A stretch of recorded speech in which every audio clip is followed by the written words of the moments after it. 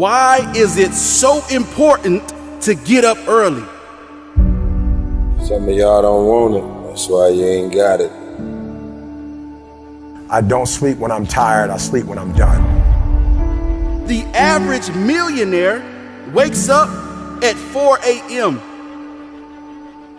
So it started off 4 o'clock in the morning where I'd start with my cardio, then I'd have breakfast, and then I would go to the gym, and then I'd go to work.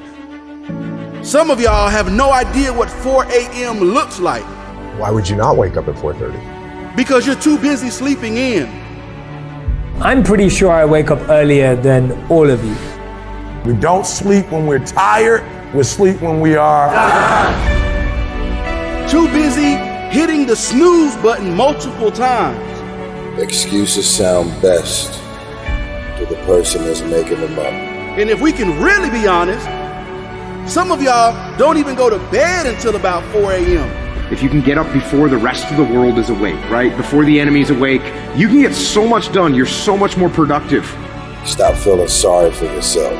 Wake your ass up. And then they ask me, well, why are you up so early? Take responsibility to make your life happen. Awaken the beast inside. Wake up at 4 a.m. So I begin to tell myself there must be a reason. When you have something to do, when you have someone to love, when you have something to look forward to, when you get up in the morning. See, people who have something to look forward to don't need an alarm clock because they have a reason for being. If you want to have one of the best lives in the world, which is you live on your terms, you have to pay your dues to get there. You've decided that you're not going to allow your circumstances to define you. You've decided that you're not going to allow the events, the things, the people, life, determine who you become. You got a problem with your life. You got a problem with your environment. Do something about it. If you want more freedom in your life, you have to have more discipline. If you do what is easy, your life will be hard. But if you do what is hard, your life will be easy. You decided that you're not going to go through life being a whiner, being a complainer, that you're going to take responsibility for what it is that you want to create. The greatest ability that God has given humankind above the animals is the ability to choose.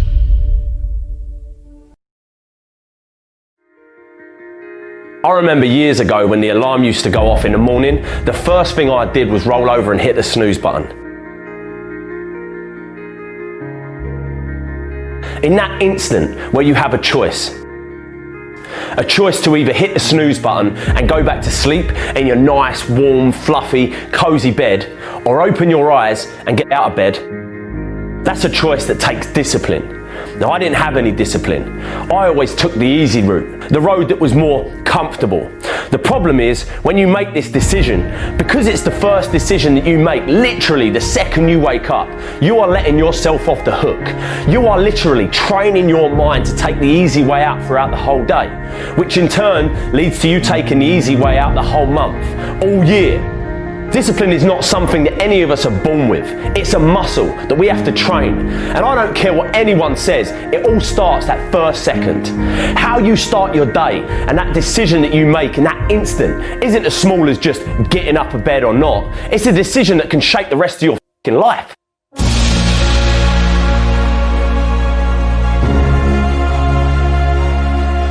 This ain't some motivational, inspirational bullshit. This is the truth. When I was younger, I dreamed that one day I'd get a job that paid me 50 grand a year. That, for a boy where I come from, was a dream come true. If you told me back then that I'd be running a 7-figure company and building a business of my own, I would have laughed in your face. It wasn't until I started to believe that I, and I alone, could shape my world, that I started achieving anything I wanted to. That little decision in the morning, if you open your eyes and get out of bed, the next decision you face that day, you're going to now be disciplined to not take the easy way out. People don't realise it, but that bed can basically represent your entire life.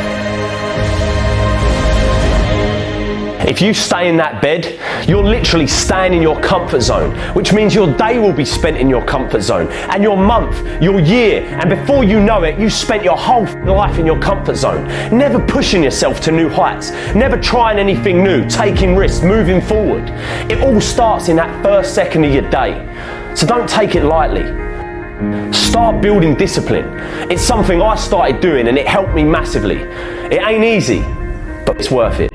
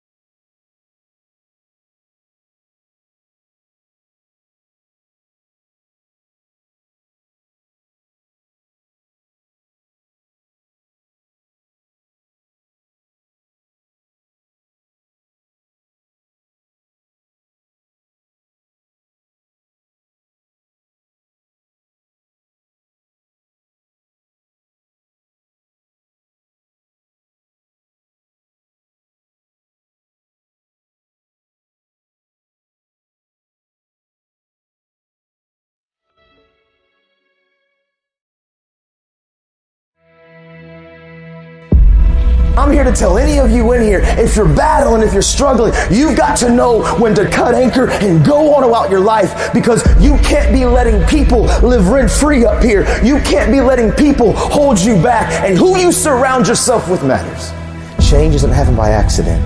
Change takes intentional choices to be different. Don't pursue the profits of where can you gain things in life. Pursue your passions and your purpose. You need to take time to figure out your why. When you want this thing as bad as you want to breathe, that's when you find a way. You need to take time to figure out what you're passionate about, because if you pursue your passion, I promise, passion and purpose will always produce gains and profits, socially, emotionally, and financially. It does not take talent. You don't have to be talented, right? You don't have to be gifted. You don't have to be the quickest, the strongest. You don't have to be the most intelligent to get to where I am. I promise you, if some of you will just begin to take ownership of your life, and some of you probably are already thriving and doing phenomenal and making good choices, I want to say keep going. Don't give up. Keep pursuing it, because I promise you, every single one of you were meant to leave your fingerprints on history.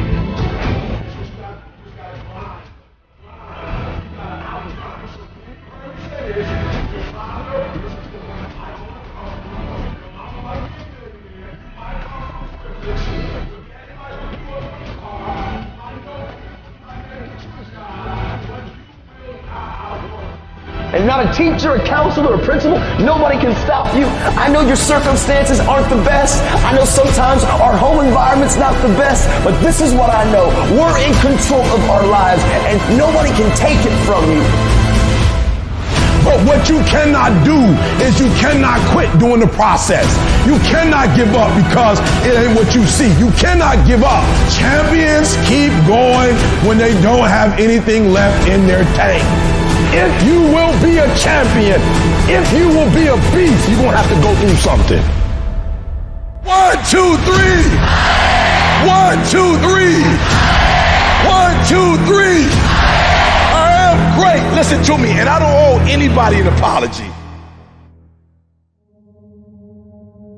Our circumstances, your current surroundings never have to dictate who you are. You're not what your surroundings are. You are what you do. And this is the fact of the matter. Normal, regular people just like you and me can do extraordinary things. And it's not about the glitz and the glamour and the shine. It's not about what we have. It's about our heart, man. It's about people, you and me, understanding that we are fully capable.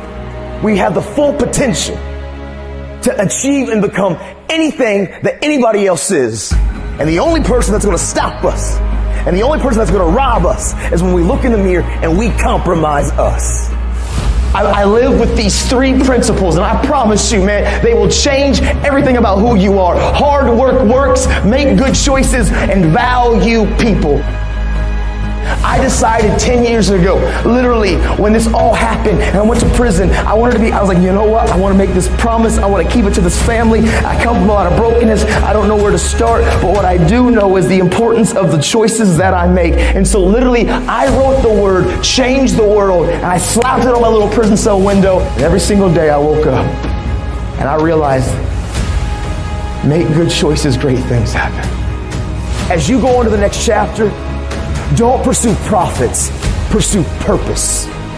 Listen to me very closely. It's our dream. Nobody's going to see it like you do it. It's your dream. Nobody's going to feel it like you feel it. It's your dream. Nobody's going to be as dedicated to it as you are. It's your dream, and they don't have to understand, and they don't have to like it, and they don't have to do it. It doesn't make a difference. It's your dream, and you, my friend, have been given the task to make it happen, and you can't let anything stop you from doing what you were called to do. When I believed that my voice was needed in this world, when I believed that I needed to be on the stage, not for myself, but to speak to a group of people who come from where I come from, a working class, who don't know what it's like to make millions and millions of dollars, who don't understand what wealth looks like, that I needed to come in the room with a single parent mother, with a father not in my life, being homeless and a high school dropout.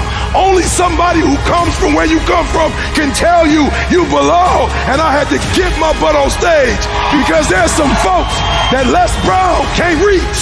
There's some folks that Tony Robbins can't reach. There's some folks that only I can reach. And so I need to be on the stage with them, doing what I was called to do. You can show me your friends and I can tell you who you are. Who you surround yourself with is going to affect you. Like it, love it, or leave it. If you're surrounding yourself with people who are not about the right and who aren't trying to pursue dreams and goals and the same aspirations and the same motivations and dedications and determinations as you, you will be affected. Who you surround yourself with matters. It's the compromise that I care about. We don't ever have to compromise ourselves. I promise you, from the front, the back, the left to the right, every single one of you in here, man, you were born to leave your fingerprints on history. You can achieve and become absolutely anything. I mean, teachers and doctors and actors and athletes and entertainers and musicians and radiologists and cardiologists and cosmetologists, social workers. I'm telling you, anything that you want. Too often we as young men and young women, and I was so guilty of this, we only care about the now and woo-woo this and woo-woo that and what feels good here and what feels good now, and we will compromise who we are because we want the acceptance of the people around us.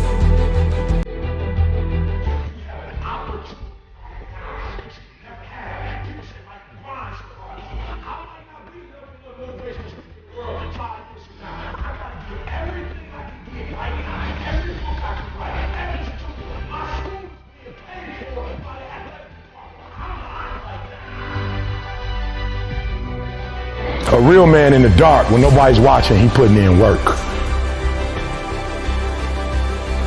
A real man, when coach ain't even watching, he's studying film on his own, because he loves the process. Because real lions like to hunt. They love the process just as much as they love the prize. And some of y'all just want to score. You don't like the process. You're not in love with the process.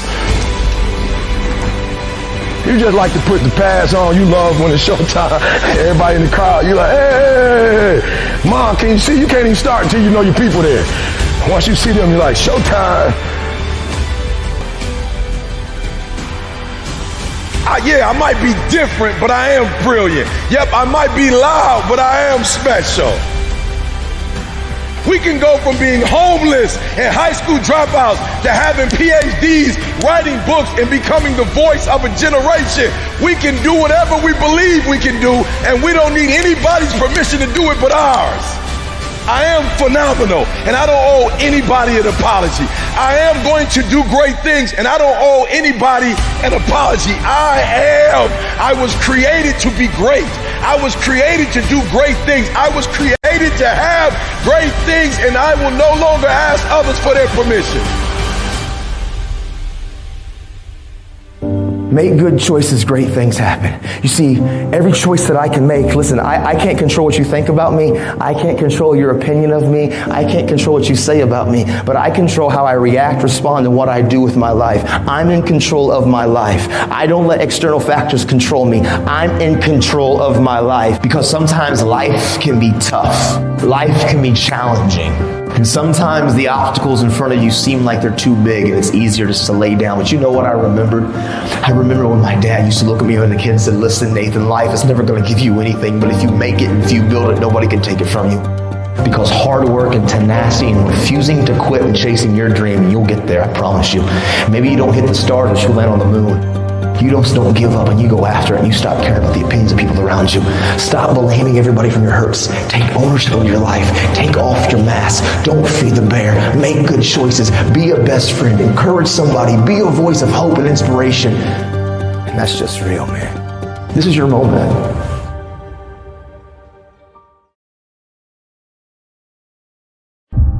How many times have you said, I know I need to do better, but you don't?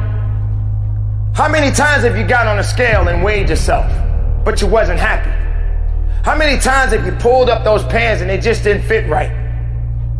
How many times have you said you could not stop eating a certain type of a food, but you kept doing it anyway?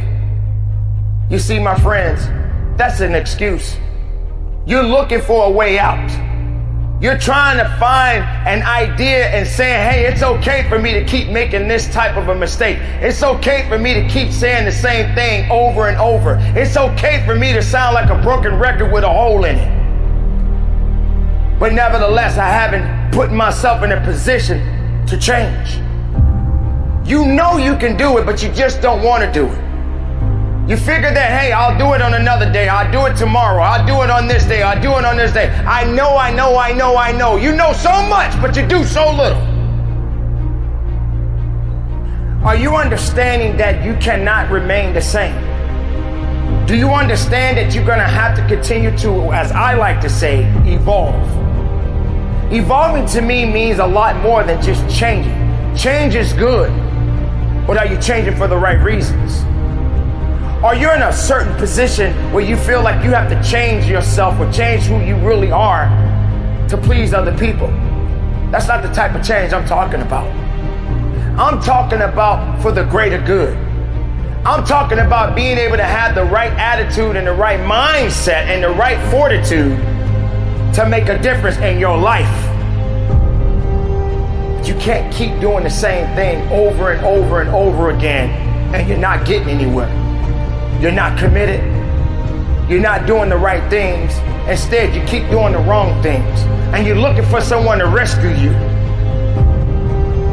You're looking for someone to put you in a position to make you feel better. It's not about me. It's not about the other people. It's about you. It's about you making a difference and you making the necessary changes to get what you want out of your life.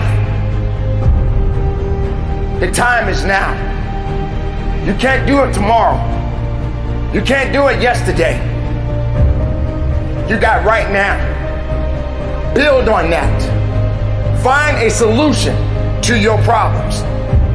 Don't depend on other people to change you. Don't depend on other people to evolve you. Being different, as I've always said, there's nothing wrong with being different. Stand out in the crowd. Don't be like everybody else. Don't feel that you got to belong to a group of people for people to respect you. If you don't like where you are, then you must change what you do. But not just change, start evolving. Evolve into something that's unique. Become something great.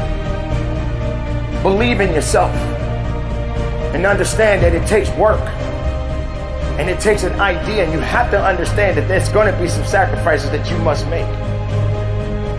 So when are you going to make a change? When are you going to finally realize that it's up to you? What you need to be focusing on is a better life, a better understanding, a better you. And if you're not willing to work on that, if you're not willing to change that, then how strong do you really think you will be in the rest of the life that you've been given?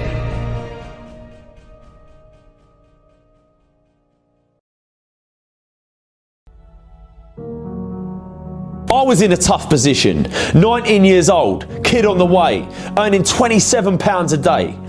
I could have chose to focus on all the problems I was going to face, all the pain. Instead, I decided to change my stars. I decided to say enough was enough and focus on ways to change them. It's easy to say that I'll try that thing tomorrow, or I'll do that tomorrow. One day I'll get in shape. One day I'll tell that person how I feel. One day I'll start that business. One day I'll leave this job. One day I'll leave this abusive relationship. We've all had times where we find ourselves constantly telling ourselves that one day we'll do that thing. The problem is, we look at all these opportunities around us and we say they're risky.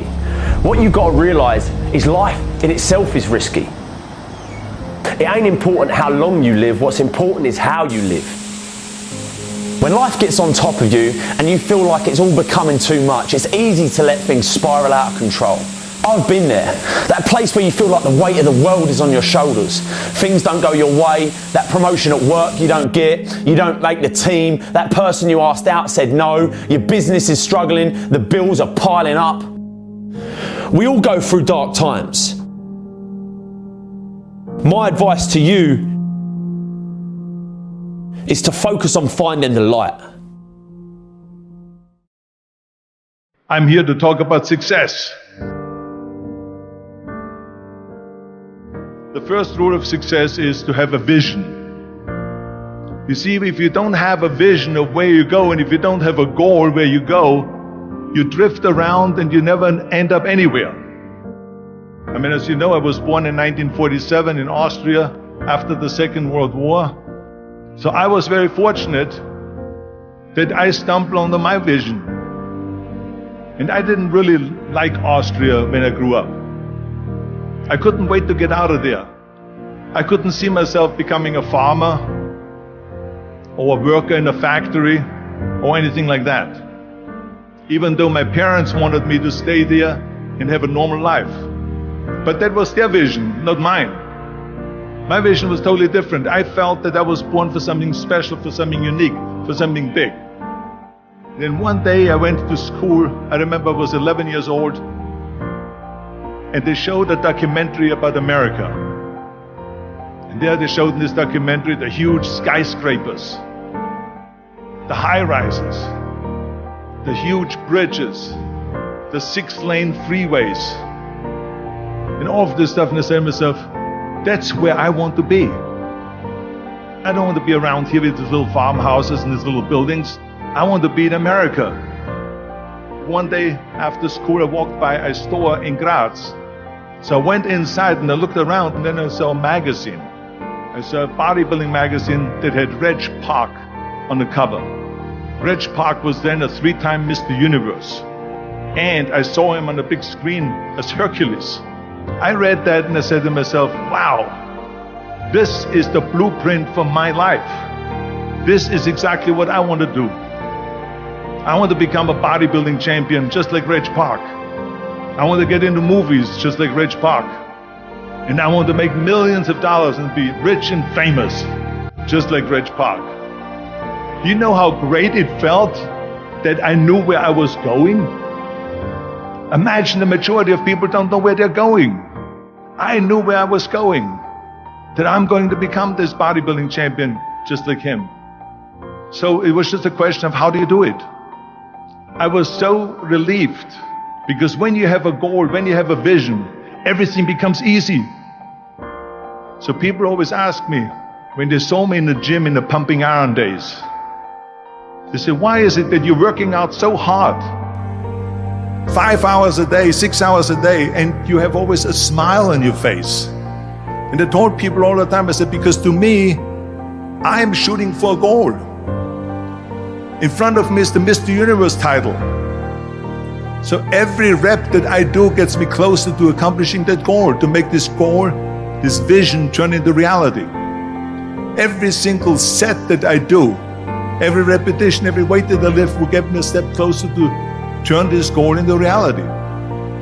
So I couldn't wait to do another 500-pound squat. I couldn't wait to do another 500-pound bench press. I couldn't wait to do another 2,000 reps of sit-ups. I couldn't wait for the next exercise. At the age of 20, I went to London and I won the Mr. Universe contest as the youngest Mr. Universe ever. And it was because I had a goal. So let me tell you something, visualizing your goal and going after it makes it fun. You've got to have a purpose no matter what you do in life. You've got to have a purpose. 74% hate their job in America. Now, there's not much different when you come to Europe.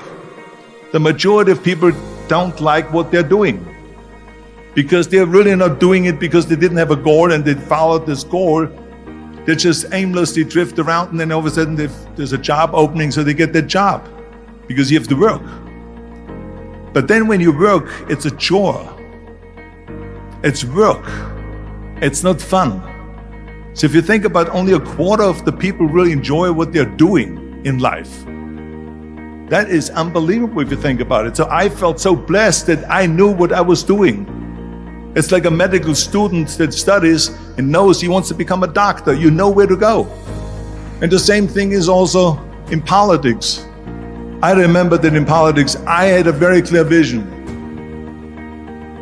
that I will be the leader of California. This is as far as I could go because I was not born in America, so I could not run for president. So being the governor of the 5th largest state, I should say the largest state, the 5th largest economy in the world, was for me really the ultimate title, the ultimate accomplishment in politics. So even though people came up to me and says, why don't you go and run for something smaller, you're never gonna make it. I ran for governor, and then 2 months later I became governor of the state of California. Again, because I had a very clear vision what I'm gonna do with California. So that's rule number 1, have a vision. Rule number 2 is, don't listen to the naysayers. Don't listen to the naysayers.